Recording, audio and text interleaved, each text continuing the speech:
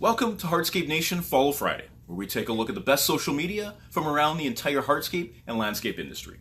Now, today is day 2 of the NFL Draft, which means 32 players have already been selected, and hope reigns supreme for every team as they will add more new players who fans hope will lead their team to Super Bowl 53 in Atlanta in February.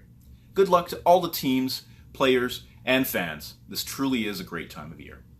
Now, as always, we answer one question about social media, and this week's question comes from Ted, who asks, "We supply products to the landscape industry, but we're torn when it comes to social media. Some in our organization believe it's important, and some say that very few companies ever get results. What do you think?" Well, Ted, I think you probably know that I believe every company in the hardscape and landscape industry needs to be on social.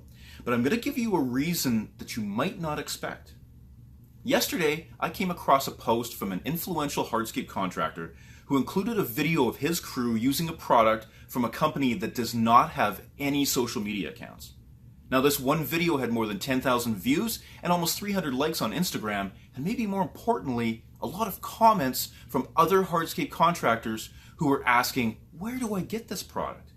But without any social presence, this company lost an incredible opportunity to sell. This is what a lot of companies fail to take into account with social media. It's not just about your message getting out there. It's just as important to listen and respond to those who have questions, comments, or in this case, it's an opportunity to acknowledge an existing customer and to sell to others who saw their post. Now, I can't guarantee that every company who starts using social media right now will get the same type of response. But I can guarantee that if you don't, you definitely won't get that opportunity either.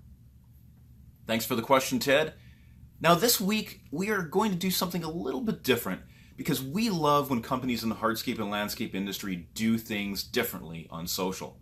After all, gaining and keeping attention is the goal. But we get a lot of questions from people who usually just post project or product messages on their social media accounts, and they wonder, what does different actually look like? So today, we're going to highlight 3 companies who do it different in the right way.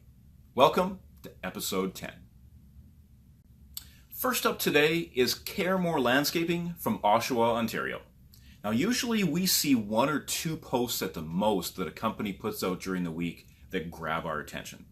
But Caremore has been doing an incredible job on Instagram, so we can't help but show off 5 of their messages from the last few days. So what did they do differently?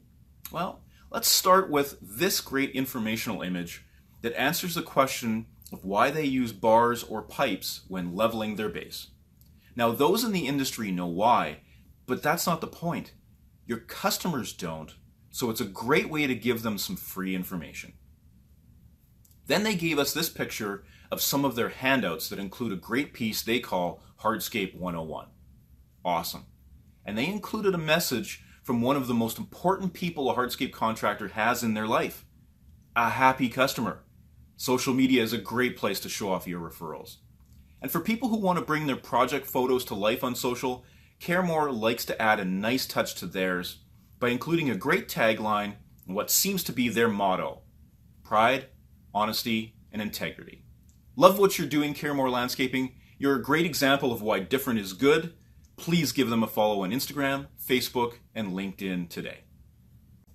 Next up is Josh Jones from Mass Hardscapes out of Dover, Massachusetts.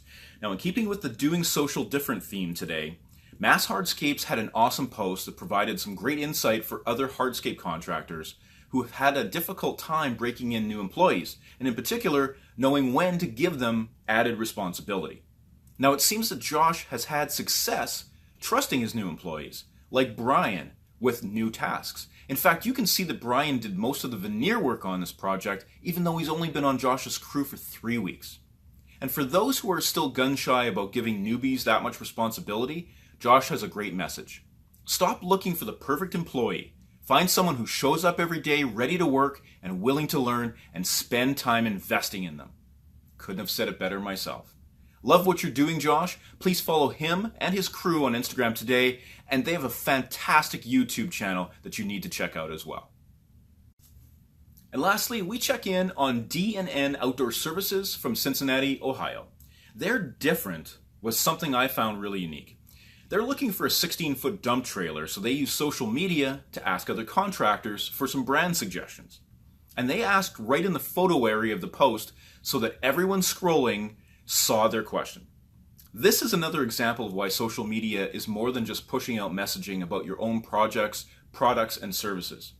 And for Ted, who gave us this week's social media question, it's also a great example of what companies who don't have social media end up missing out on. Love the work, DNN. Please give them a follow on Instagram today. Thanks for checking out this week's Hardscape Nation Follow Friday. Join us next week for more great content and social media from around the hardscape and landscape industry. Remember, we're answering one of your questions every week, so keep sending us those questions. And as always, if you see something that you thought we should have shared this week, leave us a comment or send us a private message. We want to know what we're missing. Thanks again for joining us. Enjoy the NFL draft this weekend. Stay safe and be different, Hardscape Nation.